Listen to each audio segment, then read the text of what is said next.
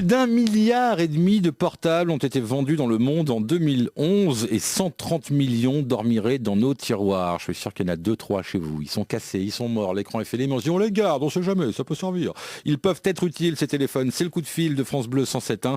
Marie-Christine Cavecchi, vous êtes interrogée par Noé da Silva. Vous êtes vice-présidente en charge de l'éducation et de l'enseignement supérieur au Conseil général du Val d'Oise.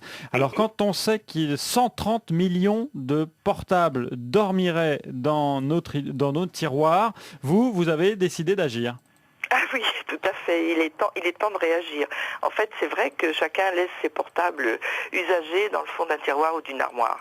Donc, nous avons pensé que dans le cadre de nos compétences, il était important d'un peu d'éduquer les jeunes. Et avec Orange, avec des ateliers d'insertion qui s'appellent les ateliers du bocage, qui font partie d'Emmaüs International, l'idée a germé d'organiser pour les enfants de 6e une espèce de challenge pour récupérer les anciens portables et puis leur expliquer que on pouvait les recycler, les revendre, effectivement que ça procurait du travail à ces associations d'insertion et aux personnes en difficulté, et en même temps que ça faisait du bien à la planète. Donc les professeurs de l'éducation nationale travaillent sur ce projet, et il y a un robot qui s'appelle le robot Mobo, qui a été installé par Orange dans 2 collèges du Val d'Oise.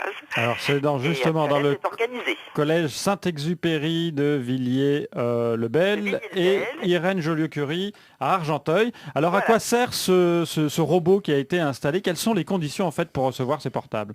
Alors, le robot récupère les portables, c'est-à-dire que les enfants vont récupérer le maximum de portables en passant de classe en classe. Ils vont être les ambassadeurs du tri et ils vont organiser, si vous voulez, les enfants vont poser le portable à travers le robot. C'est un robot ludique qui va pouvoir suivre, si chacun s'enregistre, va pouvoir suivre le cheminement du portable dans son recyclage.